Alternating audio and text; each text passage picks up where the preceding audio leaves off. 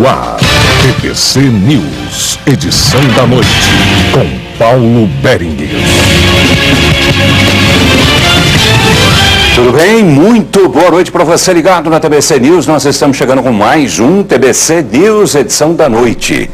Hoje a gente vai falar sobre saúde. Mais uma vez, na semana passada a gente recebeu aqui para falar sobre essa mesma área o secretário municipal de saúde. E como eu havia dito naquela ocasião, essa semana, consequentemente hoje, a gente vai abrir espaço para falar sobre a saúde estadual. Afinal de contas, eu quero saber de você, telespectador, porque o programa é ao vivo, quando é exibido entre 8 e 9 horas da noite, eu quero saber de você, que avaliação você faz dos trabalhos da Secretaria Estadual de Saúde. Vão bem? Não vão bem? Falta alguma coisa? Está tudo maravilhoso? Enfim, você que vai dizer através dos nossos telefones. Mas antes eu quero apresentar exatamente o nosso convidado para falar dessa questão, o secretário estadual de saúde, Antônio Faleiros. Tudo bem, secretário? Boa noite. Boa noite, Paulo. Boa noite a todos que nos estão vendo aqui nesse momento. É um prazer estar aqui com você. E é um prazer também recebê-lo. A gente vai falar sobre organizações sociais, né, que estão gerindo alguns hospitais aqui em Goiânia, que pertencem ao Estado. Vamos falar também sobre novos hospitais, vamos falar sobre um novo trabalho que vem vindo aí, que é o AME, né, o Ambulatório Médico de Especialidades, que vai se estender a todo o interior, o trabalho vai se estender a todo o interior. Então eu quero você que mora no interior também, participando do programa de hoje, para dizer para o secretário, né, o que é que poderia ser feito aí na sua região, o que é que está bem, o que é que não está bem na sua região. Os telefones para a sua participação, 3255-4070, 3255-9448, ou mandando o seu e-mail através do site www.pauloberingues.com.br, entrando na seção Fale Conosco. TBC News, edição da noite, está no ar.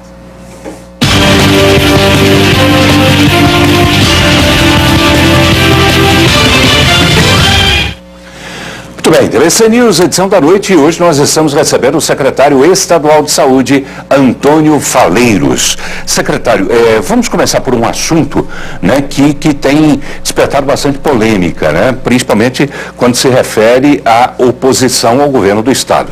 Ela critica os trabalhos das OS, né, das organizações sociais. Eu gostaria primeiro, antes que a gente fosse conferir a realidade de alguns locais, que o senhor fizesse um balanço sobre esse trabalho que vem sendo desenvolvido pelas OS aqui em Goiás. O trabalho é visível, né, no aspecto físico de remodelação, de recuperação da estrutura hospitalar. Nós precisávamos saber se os nossos pacientes estão bem atendidos. Fizemos uma pesquisa que ninguém duvida da credibilidade da empresa CEPES, e essa pesquisa demonstrou que 90% dos pacientes atendidos na nossa rede hospitalar, eles estão satisfeitos com o atendimento realizado ali. Então nós estamos muito satisfeitos pelo fato de que em pouco tempo que nós transferimos as unidades para serem administradas por organizações sociais, em parceria com o Estado, sob a supervisão do Estado, sob a fiscalização do Estado, sob a política desenvolvida pelo Estado, nós estamos realmente satisfeitos porque o usuário está satisfeito. Os críticos dizem que é uma terceirização do setor de saúde. Como é que o senhor diz? Olha, eles podem usar o termo que quiserem. O que interessa para mim é que o usuário está satisfeito. Isso é o que interessa. Parece que as pessoas, elas não gostam que o pobre seja bem atendido. Porque, na verdade, é o seguinte, hoje, 72% da população de Goiás, especialmente de Goiânia, é atendida por hospitais particulares, por convênios médicos, enfim, só os demais é que dependem dos nossos hospitais públicos, e esses, todo mundo quer que eles continuem sendo atendidos em hospitais sucateados, com funcionários públicos apenas. O fato de ter profissional seletista, o que muda nisso? O que muda é o bom atendimento, sim. O que nós precisamos, seja funcionário público, seja funcionário seletista, que eles sejam humanos, sejam educados, sejam carinhosos, atenda o paciente com carinho e com dedicação. É isso que nós precisamos nos nossos hospitais. E é isso que nós estamos conseguindo. O servidor público tem sido prejudicado com isso? Nessa entrada das OS? Em absoluto. Nós tínhamos uma falta enorme de servidores públicos na nossa área meio, na área... Porque a saúde, ela não pode ser focada apenas na administração hospitalar. Nós temos muito mais do que a administração hospitalar, nós temos a política de saúde, a promoção de saúde. E nós precisávamos de profissionais na área meio. Então, todos os profissionais que não se adaptaram nos hospitais com a entrada das OS, eles vieram para trabalhar na área meio. Então nós tivemos... Mas não perderam o emprego? Não, de maneira nenhuma. Nem salário? Nem salário, muito pelo contrário. Os funcionários públicos continuam trabalhando na rede de saúde. Agora, o que nós diminuímos, que era uma grande crítica do próprio Ministério Público, foram os contratos temporários e os cargos comissionados. A Secretaria de Saúde, nessas transferências, cortou 1.560 cargos comissionados e contratos temporários. Esses sim saíram, mas os estatutários, todos eles ou permaneceram, e é claro que as OS deixaram permanecer aqueles que desempenhavam um bom trabalho. E aqueles outros que não quiseram ficar ou que foram devolvidos estão trabalhando na área meio. E o que é essa área meio? Explique melhor, por favor. Nós temos o planejamento de saúde, né? Então nós temos superintendências, por exemplo, superintendência de ações de saúde, né? Que é a nossa SPAES, são a superintendência onde nós fazemos a política e acompanhamos o funcionamento das diversas áreas, no que tange, por exemplo, de saúde mental, né? A promoção de saúde nas várias áreas, ao tratamento das endemias, das epidemias, né? Nós temos a Superintendência de Vigilância Sanitária, que cuida de vistoriar todos os estabelecimentos de vigilância sanitária, de orientar os municípios como fazer, de liberar produtos farmacêuticos ou não. Nós temos superintendência administrativa da Secretaria de Saúde, nós temos superintendência de formação de pessoas. Então, existem várias outras áreas dentro da Secretaria que cuida de ações de saúde que não são especificamente hospitalar. Mas que são igualmente importantes também. O mais importante. Pois é, e esse pessoal que foi retirado de lá da linha de frente, foi passado para a atividade meio, está desempenhando um bom trabalho? Quer dizer, ou esse funcionário levou essa insatisfação para essa área? Não, quer dizer, pode criar um problema nessa área meio? Não, muito pelo contrário. Sinceramente, eu achava até que nós teríamos muito mais problema de insatisfação com a entrada das OS do que nós tivemos. Eu acho que muito pelo contrário. Os profissionais que reclamavam que não tinha estrutura de trabalho, hoje eles têm uma bela estrutura de trabalho, eles têm muito mais condições de trabalhar do que naquela outra época. Então, eu acredito que a maior parte deles tem que estar satisfeitos, porque pelo menos agora eles estão trabalhando num ambiente de trabalho muito mais salubre, um ambiente de trabalho muito mais... Você lembra bem? Falta de medicamento, falta de luva, falta de seringa que existia na nossa rede, isso hoje não tem mais. Quer dizer, nós tínhamos, quando assumimos o governo, aquele problema seríssimo, até de boletim de ocorrência em delegacia, de médico, para poder se livrar de qualquer penalidade, porventura tivesse alguma missão de socorro, por falta de estrutura para trabalhar. Isso hoje é uma realidade completamente diferente. É o que a gente vai conferir em duas reportagens. Primeiro, a gente vai até o Hospital Alberto Rassi, né, o HGG, conhecido HGG, Hospital Geral de Goiânia, que é administrado por uma organização social já há quase um ano, é isso?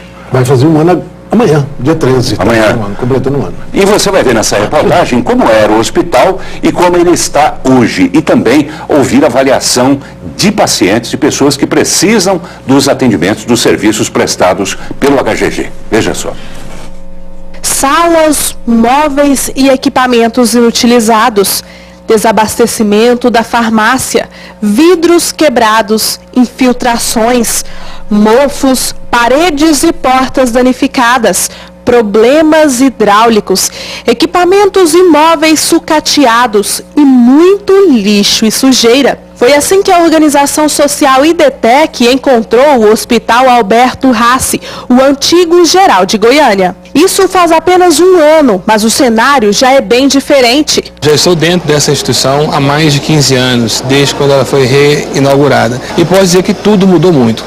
Mudou bastante, mudou com certeza para uma nova fase melhor, em que os fluxos processuais estão muito mais ágeis, as aquisições de insumo, as manutenções de aparelhagem, contratação de recurso humano, tudo muito mais ágil. As mudanças podem ser observadas desde a entrada do prédio, que passou por uma reforma. A lavanderia do hospital recebeu um olhar especial. Agora existe um controle das cerca de 15 mil peças adquiridas e a lavagem está mais criteriosa. Nosso processo de higienização das roupas, ele é automatizado, em torno de 1h30 de higienização. Antigamente era feito o processo sem critério, 30 minutos, 15 minutos. Um projeto que está sendo implantado é o Hospital Sem Papel.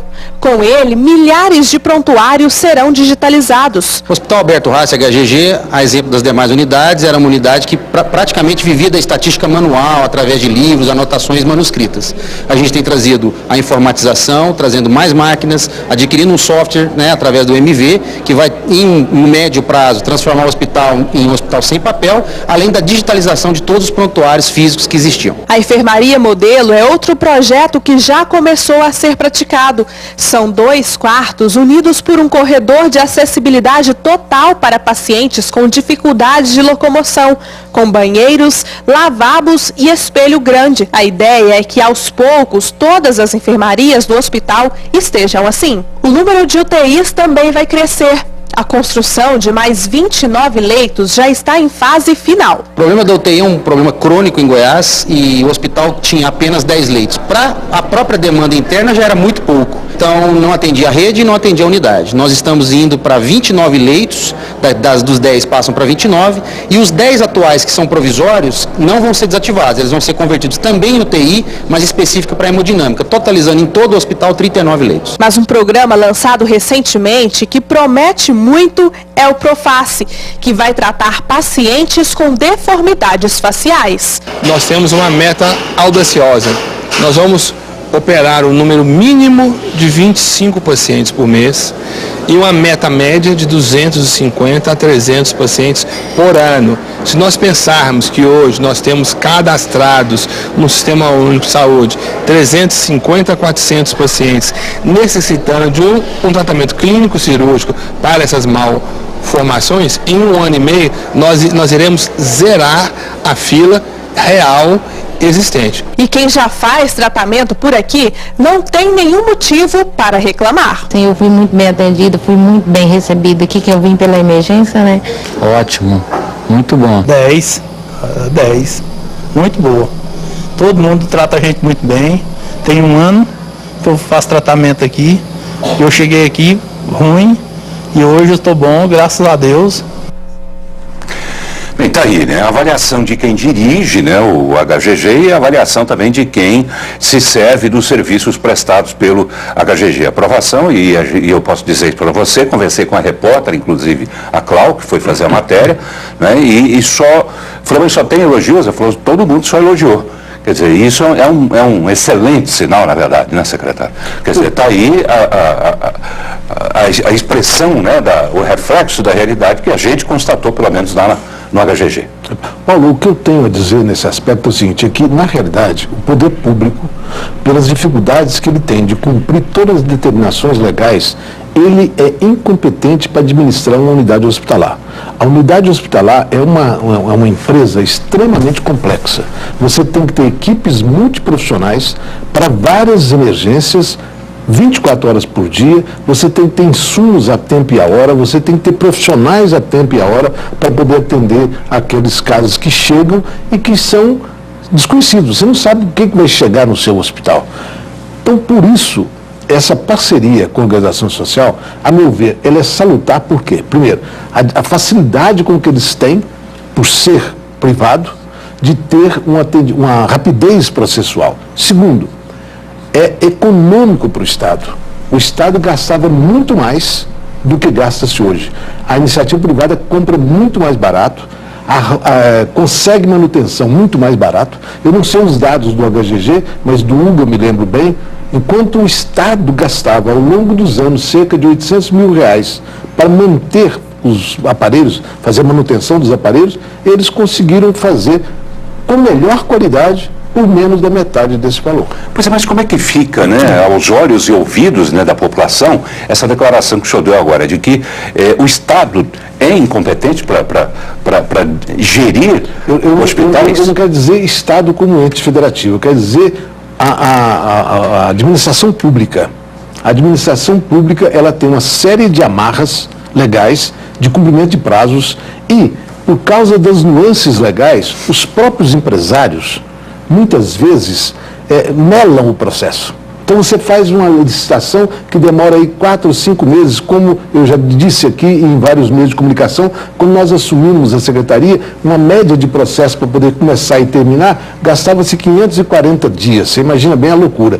Quando você chegava no final de um processo, você ainda tinha empresas que entravam na justiça reclamando qualquer tipo de possível irregularidade e aí a coisa desanda. Você não consegue chegar no final. Então, isso é uma luta constante que nós travamos na Secretaria, porque a Secretaria não parou de comprar. Muito pelo contrário, ela tem que comprar para essas outras áreas que eu lhe citei. Quer dizer, nós não paramos com nossos processos, muito pelo contrário, só tiramos a parte hospitalar dessa máquina. Mesmo assim, nós temos inúmeros processos mensais e todos eles têm esses problemas das instâncias burocráticas que tem que passar internamente e dos questionamentos que as pessoas fazem quando se sentem prejudicados sem motivo algum, simplesmente para poder o processo não andar.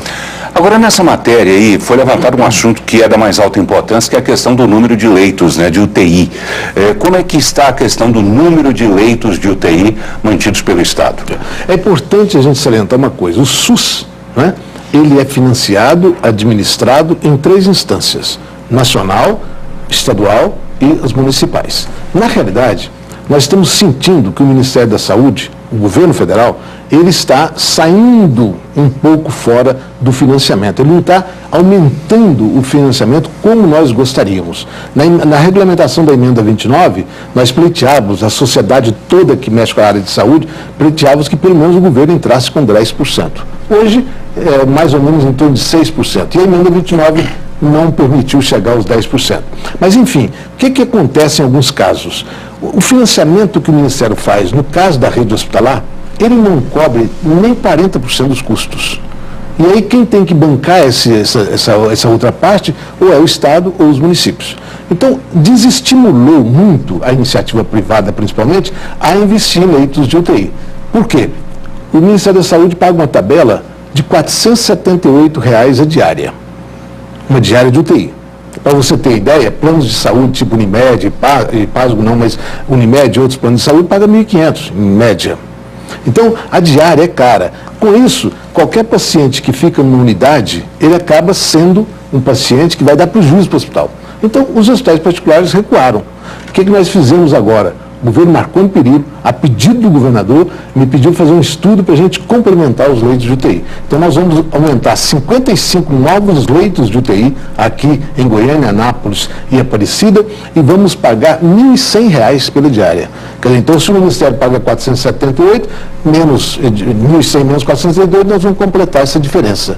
Aqueles leitos novos, enquanto eles não forem cadastrados no Ministério da Saúde, o Estado vai bancar os R$ 1.100. Com isso, acredito que nós não vamos ter mais esse problema de seleção de pacientes na rede conveniada. Então, esses casos, por exemplo, que hoje nós vimos no materno infantil, de ter 20 e tantos pacientes lá precisando de vaga e não achava vaga na rede conveniada, a meu ver, isso vai acabar. Porque agora, não só os 55 novos leitos, mas outros 139 leitos, nós vamos pagar R$ 1.100 pela diária. Então, acredito que agora a rede conveniada vai absorver uma grande parte desses pacientes. E esses leitos estarão disponíveis a partir de quando? Quinta-feira agora nós aprovamos na CIB, vamos aprovar na CIB, que é a instância que faz a gestão, a gerência, a instância que faz a pactuação entre os municípios e o Estado. Nós vamos fazer a aprovação e logo a seguir eles já podem começar a funcionar.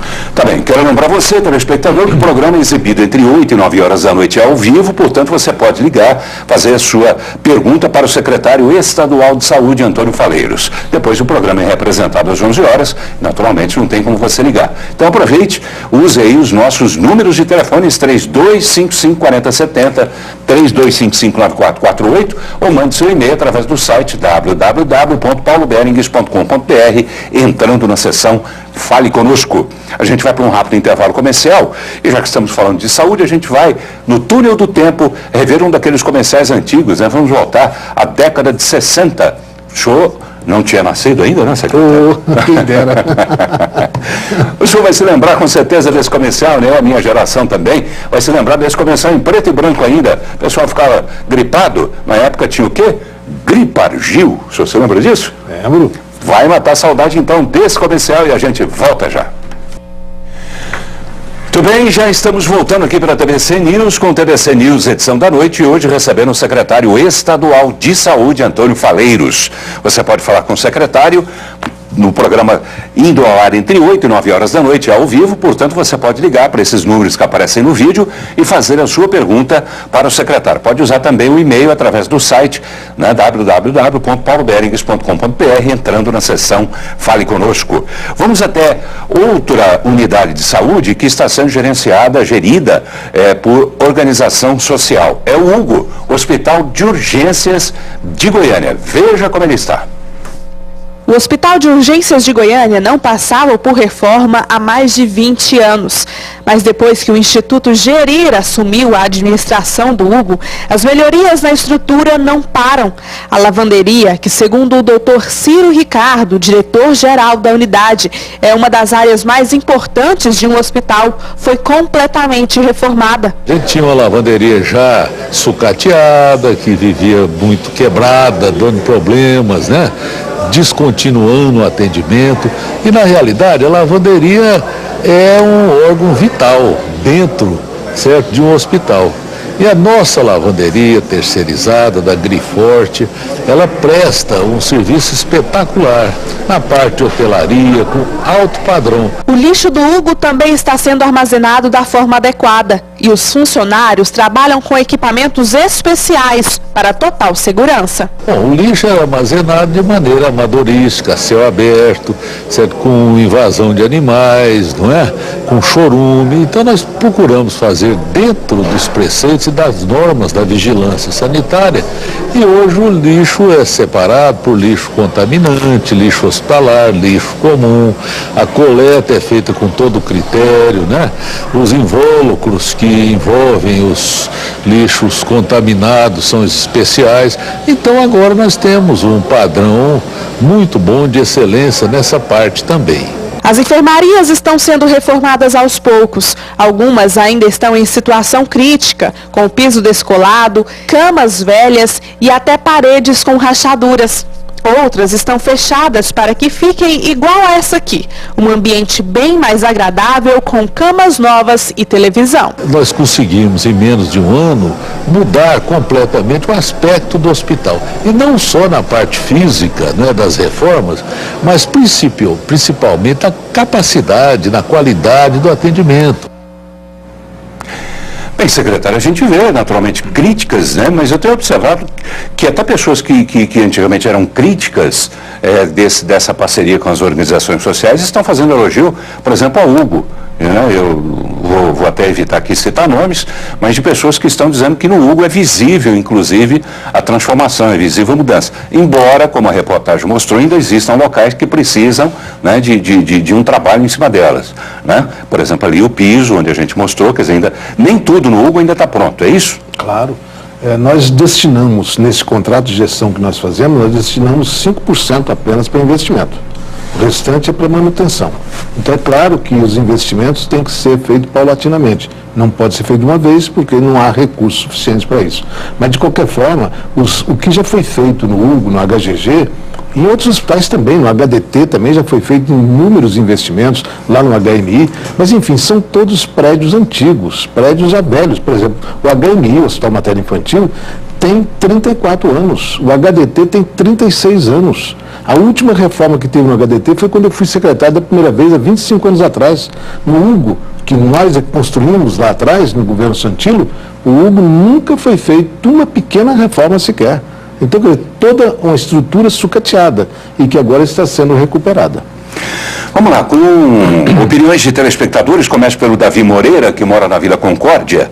Ele parabeniza o senhor pelo trabalho à frente da secretaria, diz que a irmã dele fez uma cirurgia no HGG e o atendimento foi muito bom. Agilidade, pessoas educadas, né? E pena, e ele faz crítica, né? Pena que o município não faz a sua parte, deixa os cais superlotados e as pessoas morrendo nas filas. Essa é uma questão que a população às vezes não sabe distinguir, mas a rede de hospitais é do Estado. Agora, a rede de cais é dos municípios. Então, essa diferenciação precisa de ocorrer. Porque, na realidade, o que nós estamos passando para a organização social e que está funcionando bem são os nossos hospitais.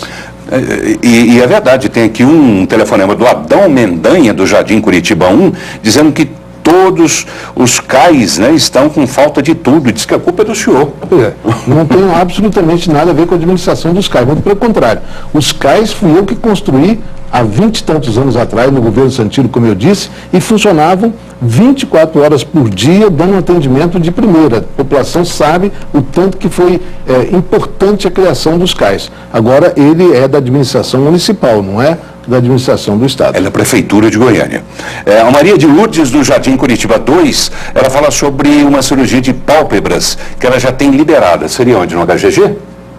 Provavelmente no HGG ou no Instituto de Olhos, que é conveniado, ou na Faculdade de Medicina, que é do Serof. Ela fala que até hoje não foi chamada. Ela quer saber quando será chamada, porque o risco cirúrgico, o atestado de risco cirúrgico dela já está vencendo. Ela deixa um telefone aqui, posso passar para o senhor? Com prazer. Retorna diretamente para ela? Claro. Até porque ele precisa saber em que local será feita essa cirurgia. Mas eu gostaria de falar de uma outra notícia, de um outro anúncio que foi feito dias atrás também pela Secretaria, que é em relação ao ambulatório médico de especialidades. A gente tem imagens aqui desse projeto, eu gostaria que o senhor falasse, enquanto a gente vai exibi-lo, como é que vai ser isso, secretário? Então, o que nós constatamos aqui em Goiás, em Goiânia especialmente, é uma concentração muito grande da oferta de serviços nos grandes centros, especialmente na capital, e ficar desassistido o interior. Tanto é que cerca de 2.600.000 a 2.900.000 de pessoas vêm do interior para poder fazer exames aqui na capital. Então, o que nós queremos é descentralizar, não só para desafogar Goiânia, mas para ofertar serviços de qualidade, principalmente exames que não se faz no interior, à população mais próxima do município.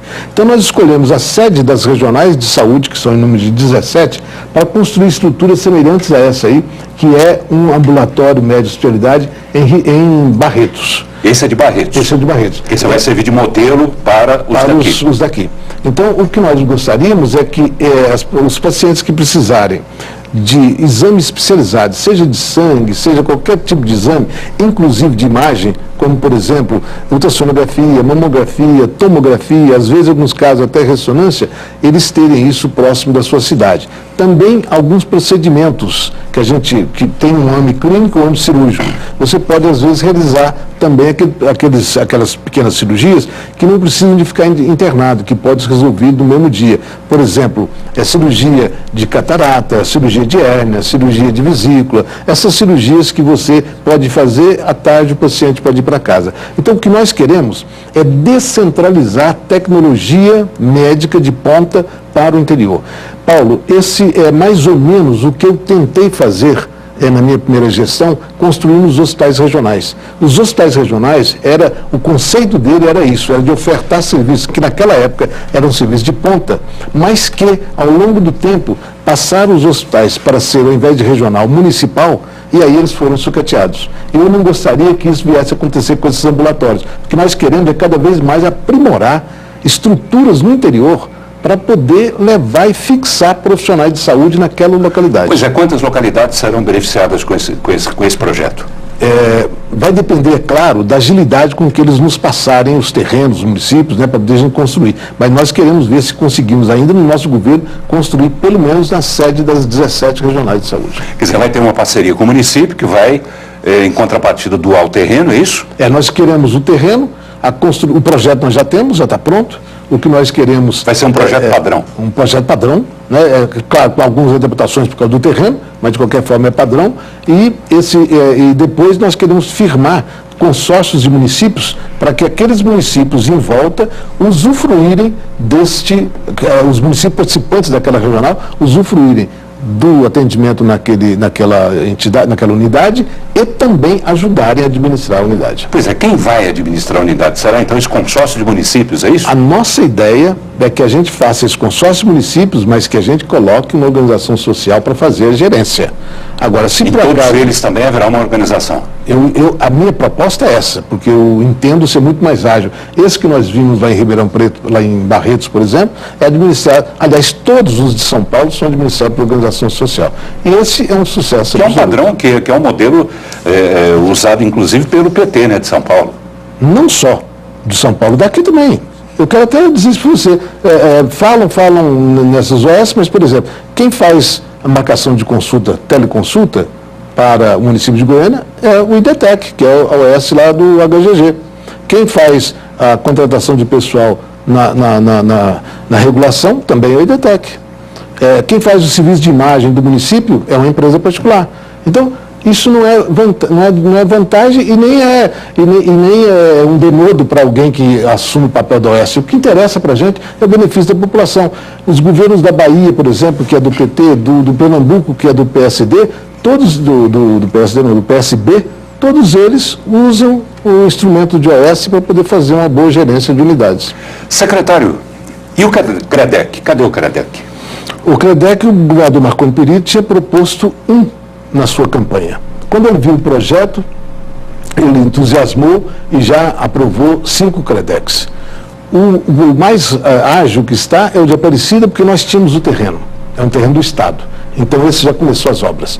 Os outros municípios que foram agraciados com o CREDEC, infelizmente deu problema de área, a área não servia, a área precisava de fazer determinadas adaptações, enfim. Nós estamos, inclusive, propondo a substituição de alguns municípios se, porventura, não entregarem rapidamente a área para o CREDEC, para a gente começar em outro lugar, para cumprir até essa determinação de regionalizar os CREDECs, de construir pelo menos 5 CREDECs na nossa administração. Nessa administração, até o final do ano que vem. Até o final do ano que vem. Tá, CREDEC, que é o Centro, né, de Recuperação de Dependentes Químicos. É o Centro de Excelência, né, de Recuperação de Dependentes Químicos. Tá. E os hospitais que também são prometidos, como por exemplo da região noroeste?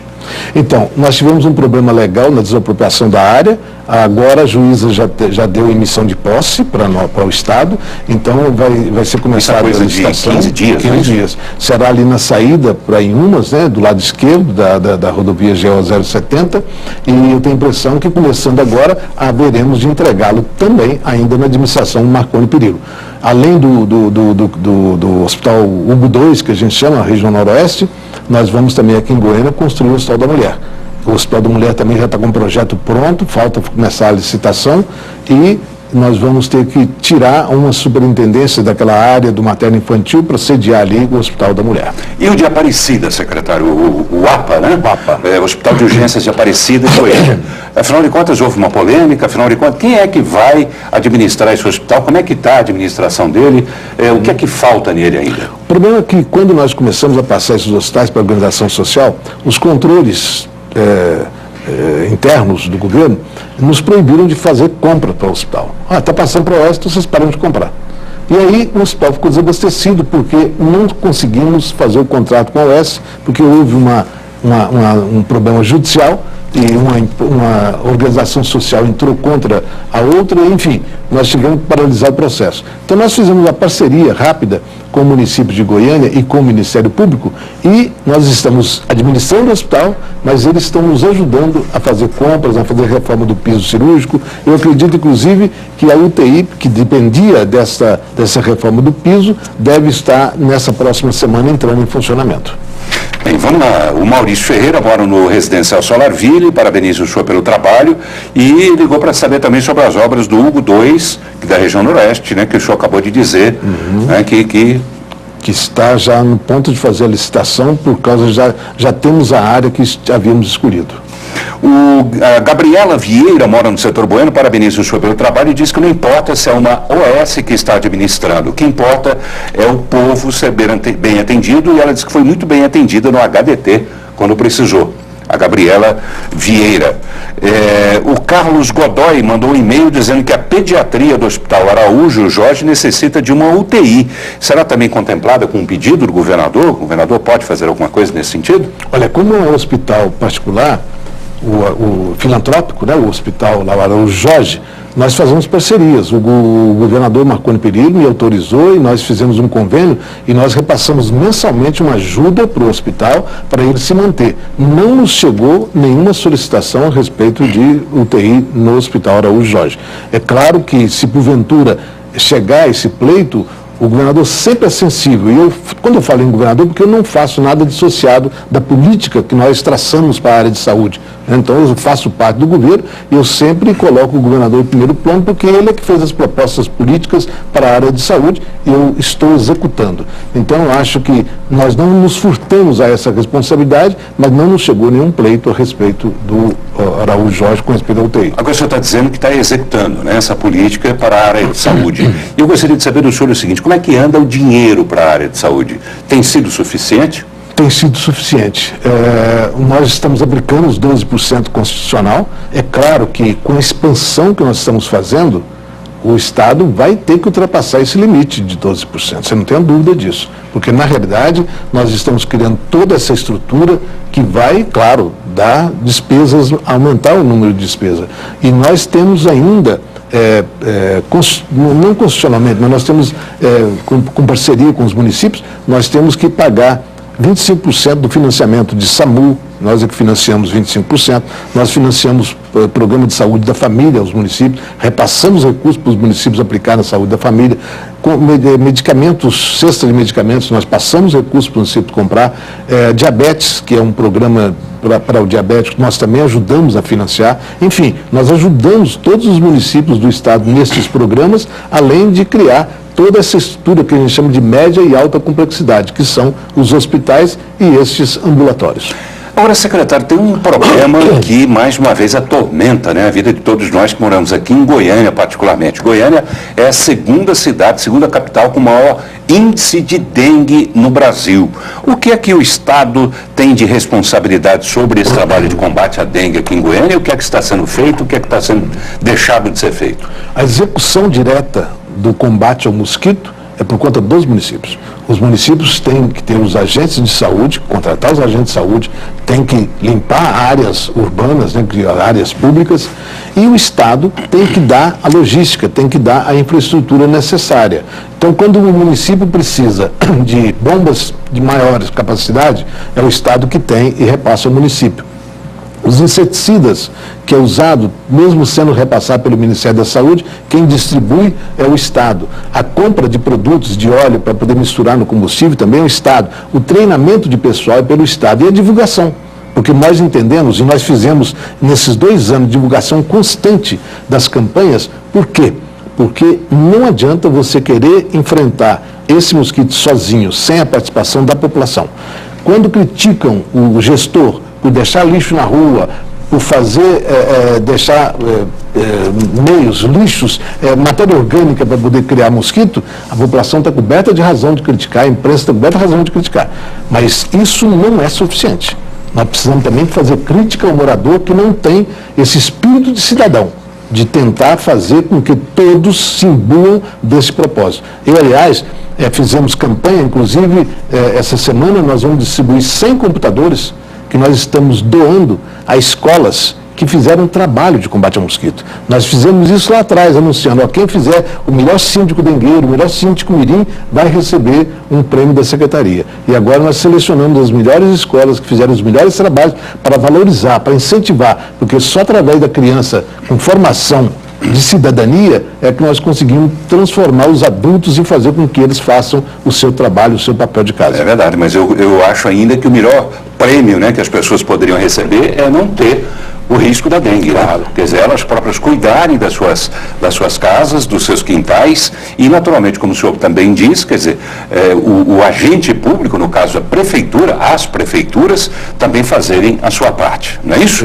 Tá bem, vamos lá, para encerrar, eu quero registrar aqui o e-mail mandado pela professora Vilma Soares Brito, dizendo o seguinte: quem é contra as organizações sociais só tem discurso e nunca teve um familiar internado em um hospital público. Semana passada, meu pai precisou de uma prótese de R$15 mil e foi operado em poucos dias no HGG. Como disse o secretário, é visível como o hospital está mais organizado, está melhor até, diz a professora Vilma, do que o hospital particular. Eu disse há pouco tempo, viu, Paulo, e vou voltar a repetir com você, os nossos clientes dos nossos hospitais públicos hoje, eles podem ter segurança, certeza que eles estão sendo atendidos com o mesmo padrão de igualdade ou melhor de qualidade do que os hospitais particulares.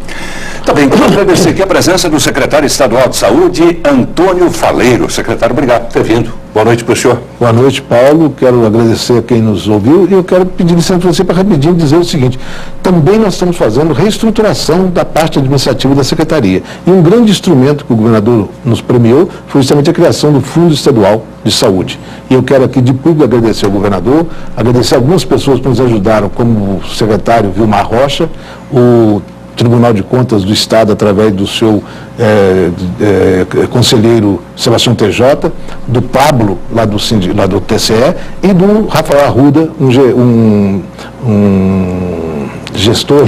procurador do Estado que trabalha lá na Casa Civil. Mas pode ter certeza a população que nós estamos fazendo tentativas de oferecer o melhor para todos. Tá bem, obrigado mais uma vez, secretário. A gente vai para um rápido intervalo comercial e antes a gente chama um túnel do tempo.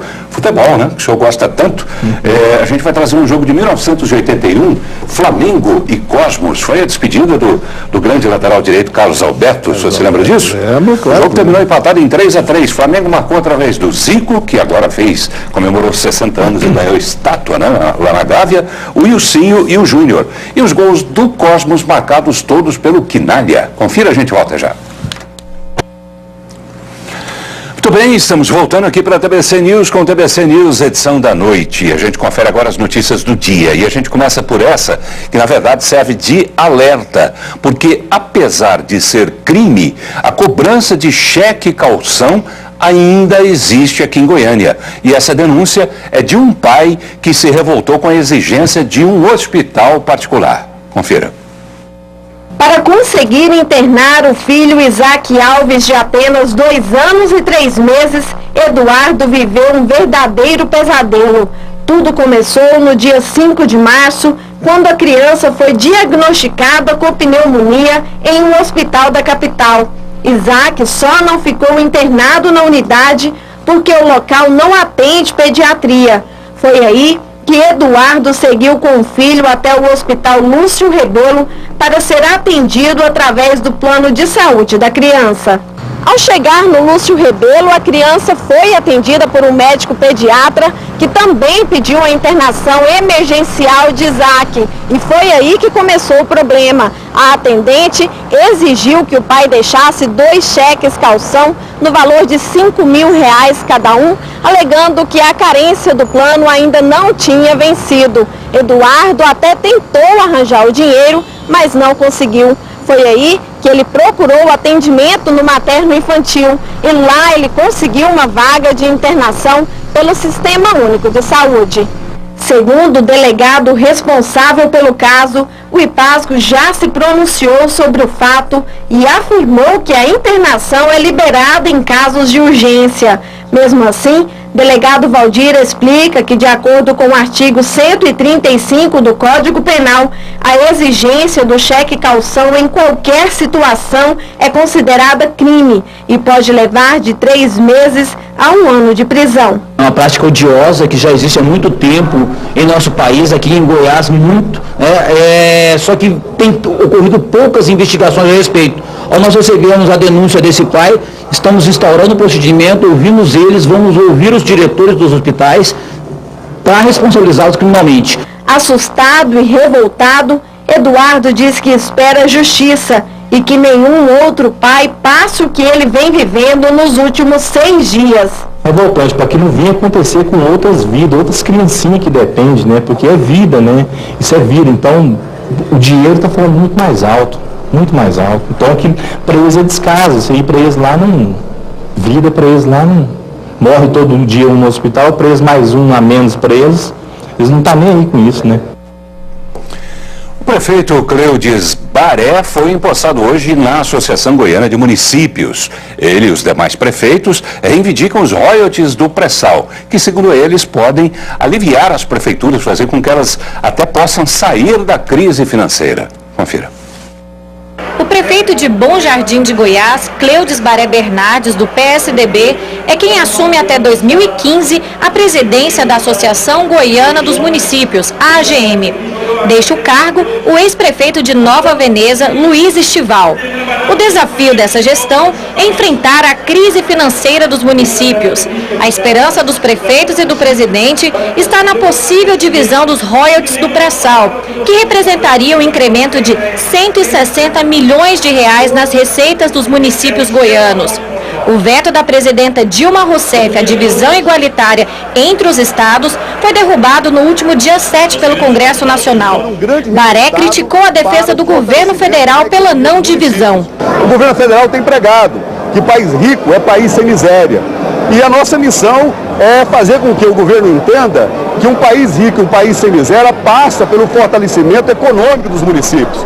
Não se pode ter uma igualdade social, diminuir essa desigualdade social, se os municípios estão empobrecendo, cada vez mais com o pires na mão, cada vez mendigando recursos mínimos necessários para garantir os requisitos básicos de consumo da sociedade. O senador Wilder Moraes do DEM também participou do evento. Ele assumiu a cadeira do Congresso em julho de 2012 com a saída de Demóstenes Torres. Ele frisou que vai representar os municípios goianos na defesa pela divisão dos royalties. Ele foi votado pela Câmara e vai ser votado pelo Senado e vota presidente. Isso aí não vai ter volta não. Com certeza os nossos estados, os estados brasileiros que não são, os estados e os municípios que não são produtor, vai ter esse benefício sim, afinal de contas o petróleo é do Brasil e não é de poucos estados. O governador Marconi Perillo prestigiou a solenidade e reforçou compromissos do governo estadual com os municípios para que possam recuperar a autonomia financeira. A derrubada do veto aos royalties do petróleo é mais recurso do estado. Pelo menos este é um sinal alvissareiro aí, em meio a todo um deserto de dificuldades para as prefeituras e para os governos estaduais. Serão receitas adicionais que chegarão aos cofres públicos e, no meu caso, eu quero investir a maior parte delas na área de educação, ciência, tecnologia e pesquisa.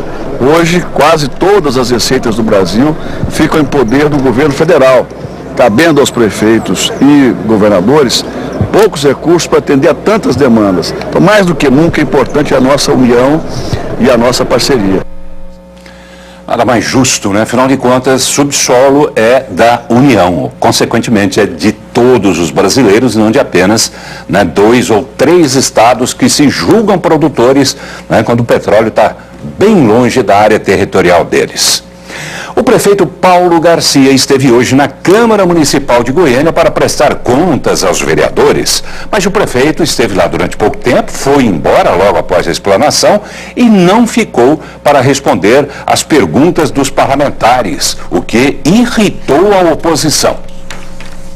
Houve um superávit, mas nada a se comemorar não. Eu sou daqueles que nunca estou satisfeito com os recursos que temos. Nós trabalhamos, obviamente, sob a égide da Lei de Responsabilidade Fiscal, com planejamento, para não gastar mais do que se arrecada, mas nós precisaríamos de muito mais. O que ele fez foi exatamente colocar ao conhecimento dos vereadores tudo aquilo que foi feito nos últimos 4 meses, inclusive com números, projetos a serem colocados em prática. A presença do prefeito Paulo Garcia na Câmara Municipal para a prestação de contas não agradou a todos os vereadores. Ele aqui falou o que quis e, na verdade, não respondeu às indagações que seriam feitas pelos vereadores. Foi, no mínimo, desrespeitoso com essa casa o comportamento do prefeito. Um momento onde a gente vê o desprezo do Poder Executivo com essa casa para não abrir o diálogo, para não discutir de interesse da população. Por outro lado, há quem defenda a atitude do prefeito. A visita dele foi positiva.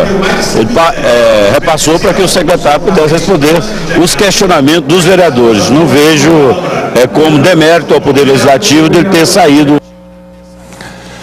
Mas muita gente entendeu assim, porque afinal de contas, como disse o vereador Elias Vaz, quem presta conta é o prefeito e não o secretário. Ele levou vários secretários, em torno de 5 secretários, para responderem a perguntas dos vereadores, coisa que não tinha acontecido ainda nessa história. Agora um alerta, atenção se você motorista passa pela Avenida T63 aqui em Goiânia. Com a proibição de estacionamento ao longo da avenida, as multas por estacionar nas calçadas passaram de 5 para 60 por dia. A infração é grave e gera 5 pontos na carteira. Mesmo com a proibição explícita de estacionar, o motorista não se intimidou. Ao longo do corredor preferencial para ônibus na Avenida T63, foi fácil flagrar veículos parados. Por enquanto, eles não serão multados. Nas primeiras semanas, a fiscalização da SMT tem caráter educativo. Mas atenção, o motorista que for pego estacionando na calçada, sem recuo para o pedestre, será multado. Segundo a SMT, com a mudança na avenida, as notificações para este tipo de infração passaram de 5 para 60 por dia. As placas de proibição, eles tentaram colocar em outras ruas próximas, ou até mesmo na avenida, mas em cima do passeio público. Agora já estamos fazendo os autos de infrações também para esse tipo de infração. É uma infração grave, são 5 pontos na habilitação. Neste outro caso, 2 veículos no canteiro central. E a SMT flagrou a infração. A falta de estacionamento já teve impacto no comércio da avenida. Este proprietário de uma loja de ferragens decidiu fechar as portas de algumas unidades. Nossos clientes todos estão reclamando e não sei o que fazer. Nossa calçada não tem recuo, né? Inclusive a gente tem 2 lojas aqui na região e a gente vai estar tirando. Vou ter que fechar as portas.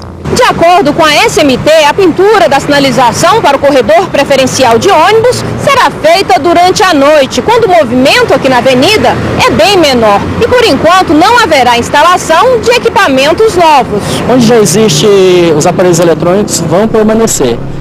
Aqui no Parquinho agora tem uma barreira eletrônica, ela vai ser transferida para o semáforo, onde vai ter avanço de semáforo e de velocidade. Questão de corredor preferencial do ônibus, no primeiro momento quem vai fazer vai ser os agentes de trânsito. Interessante, né? Talvez isso tudo pudesse ser evitado, não sei de questões técnicas, mas tudo isso poderia ser evitado se copiasse o exemplo da Rua 90, ali no centro de Goiânia, né, onde os ônibus circulam do lado esquerdo, quer dizer, as pessoas pegam o ônibus no ponto, na faixa central da pista. Talvez, se esse modelo tivesse sido adaptado para T63, não haveria essa polêmica toda e essa insatisfação toda por parte das pessoas.